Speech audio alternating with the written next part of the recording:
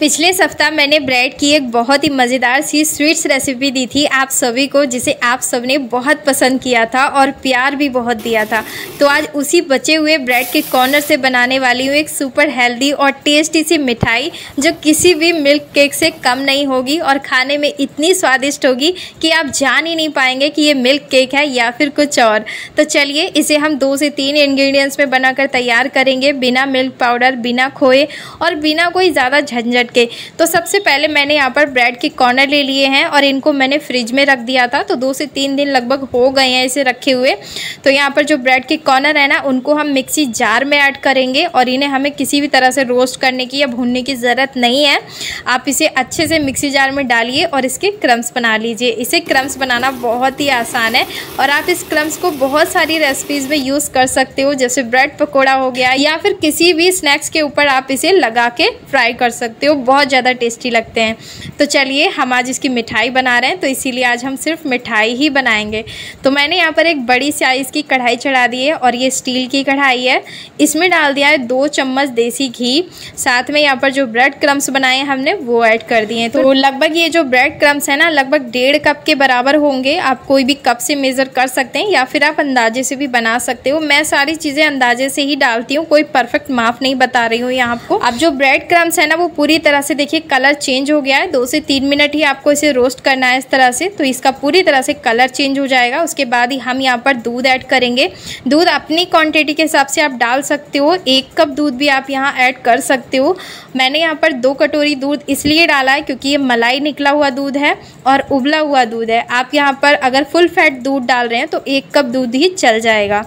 अब क्या करेंगे, इसी तरह से इसे हाई फ्लेम पर दूध को जला देंगे, तो ये 3 से 4 मिनट में ही जलकर तैयार हो जाएगा, मतलब एकदम सूख जाएगा। तब तक मैंने यहाँ पर इलायची कूट ली है, क्योंकि फ्लेवर बिना इलायची के मज़ा नहीं आता किसी भी मिठाई में। और सुबह मैंने दूध उबाल के रख दिया था, तो उसकी अच्छी खासी मलाई आ गई थी, वो मैं निकाल रही हूँ यहाँ पर।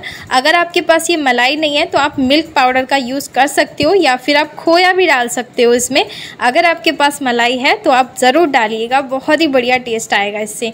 तो चलिए इसको अच्छे से मिक्स कर देते हैं और फ्लेम को एकदम स्लो रखना है आपको पूरी, जब तक मिठाई हमारी बनकर तैयार नहीं हो जाती। तो चलिए इसके लिए हम एक मीठी चाशनी तैयार करते हैं।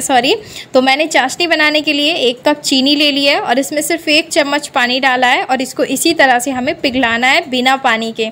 बिना पानी के पिघलाने का रीज़न ये है कि जो हमारी मिठाई है वो बहुत ही बढ़िया एकदम बंध जाएगी और बहुत अच्छी बनकर तैयार होगी। जैसे ही चीनी पिघल जाएगी उसमें थोड़ा सा दूध डालेंगे, लगभग आधा कप के बराबर, ज़्यादा नहीं डालिएगा, और अच्छे से चीनी को फिर से मेल्ट कर लेना। तो जैसे ही आप इसमें दूध डालोगे ना तो ये मेल्ट हो जाएगी और हमारा घर पर ही मिल्क मेड फॉर्म जो है वो बनकर तैयार हो जाएगा। तो आप इसकी जगह पर मिल्क मेड भी डाल सकते हो या फिर आप मतलब पानी की चाशनी बनाकर भी ऐड कर सकते हो या फिर इसमें डायरेक्ट चीनी को भी ऐड कर सकते हो। जैसा आपको पसंद लगे वैसा आप डालिएगा, लेकिन इस तरह से डालेंगे ना तो जो दूध है हमारा वो बिल्कुल मिल्क मेड वाला टेस्ट देगा हमें हमारी मिठाई के अंदर। अब मैंने फ्लेवर के लिए जो इलायची कूटी थी ना वो भी इसमें ऐड कर दी है और बस इसे अभी 2 से 3 मिनट हमें और गाढ़ा करना है।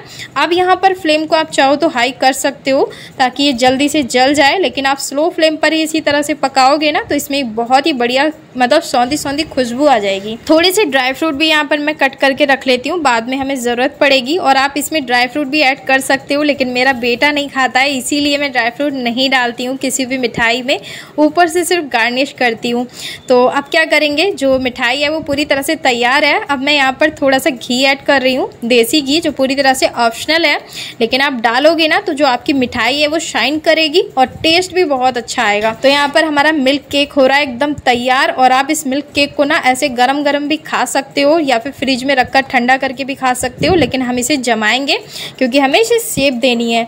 अब यहाँ पर मैंने केक टीन ले लिया है, आप कोई भी बर्तन लीजिएगा और उसके नीचे देसी घी लगाइएगा। अगर आपके पास ये नहीं है बटर पेपर वगैरह तो आप किसी भी बर्तन में इसे जमा सकते हो, लेकिन डायरेक्ट नहीं जमाना, आप पहले उसे थोड़ा सा ग्रीस करिए तेल या घी से, किसी भी रिफाइंड वगैरह जो भी आप खाते हैं, बटर वगैरह, तो इस तरह से इसे अच्छे से दबा दबा के इसे टैप टैप करना है और इसके अंदर जितनी भी एयर है वो निकल जाएगी। और आप ना इसे किसी कपड़े से ढककर रख दीजिए 4 से 5 घंटे के लिए, ताकि ये अच्छे से जालीदार बनकर तैयार हो। लेकिन मेरे पास उतना टाइम नहीं था, क्योंकि जब मैं मिठाई बनाती हूँ ना तो मेरे बेटे को बिल्कुल भी पेशेंस नहीं रहता है। स्पेशली मेरे हस्बैंड को भी बहुत पसंद आती हैं इस तरह की चीज़ें। तो मैंने ना इसे फ्रिज में रखकर ठंडा कर लिया है, सिर्फ 1 घंटे में ये हो गया था। तो चलिए इसे निकालते हैं और कट करते हैं अपनी मनपसंद शेप में। तो यहाँ पर हमारी इंस्टेंट ब्रेड क्रम्स की मिठाई हो गई है बनकर तैयार। और दोस्तों इसका टेस्ट मैं क्या ही बताऊँ, मुझे बिल्कुल बिलीव ही नहीं हो रहा था कि ये मिठाई मैंने ब्रेड से बनाई है। मतलब मैंने दुकान के मिल्क केक भी नहीं खाए हैं ऐसे जिस तरह से ये बनकर तैयार हुई थी। अगर आपको लग रहा है कि मैं हवा में बातें कर रही हूँ ना, तो आप इसे एक बार मेरे कहने पे ज़रूर ट्राई करना। बहुत ही ज़्यादा टेस्टी बनकर तैयार हुई है। हाँ, उतनी दानेदार आपको नहीं लग रही होगी क्योंकि मैंने इसे फ्रिज में जमाया है।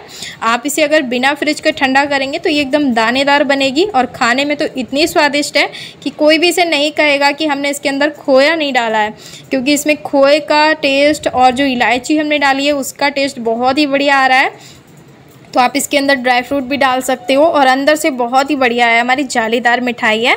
तो चलिए दोस्तों, अभी त्यौहार शुरू होने वाले हैं। राखी पर सभी को मिठाइयाँ खाना बहुत पसंद होता है, स्पेशली हमारे इंडियंस में तो भाई मिठाइयाँ हर त्यौहार की जान होती हैं। तो आप इस रेसिपी को ज़रूर से ट्राई करना एक बार मेरे कहने पर।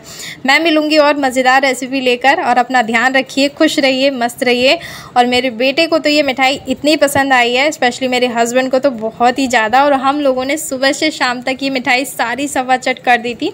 तो मैंने सोचा था मतलब खाने के बाद थोड़ी थोड़ी खा लिया करेंगे रोज़, लेकिन रोज़ रोज़ कहाँ, एक दिन में ही सारी मिठाई सवा चट हो गई। और हस्बैंड को तो यकीन ही नहीं हो रहा था कि मैंने इस मिठाई को ब्रेड से बनाया है। तो चलिए मिलते हैं और रेसिपी लेकर इसी तरह की मज़ेदार। अगर आपको किसी भी तरह की कोई भी मिठाई मेरे चैनल पर चाहिए तो आप मुझे कमेंट कर सकते हैं, मैं उस मिठाई को ज़रूर लेकर आऊँगी। Bye bye, take care.